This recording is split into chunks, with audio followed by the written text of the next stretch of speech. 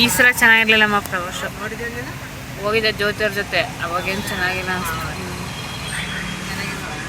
ಅಷ್ಟೇನು ಏನು ಮಾಮೂಲಿ ಹೂಗಳೇ, ಹೊಸ ಹೂವು ಏನಿಲ್ಲ, ಸೂರ್ಯಕಾಂತಿ ಹೂವು ಹಾಕಿದ್ರು.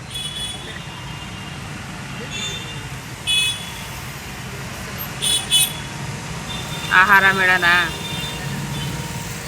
ತೋಟಗಾರಿಕೆ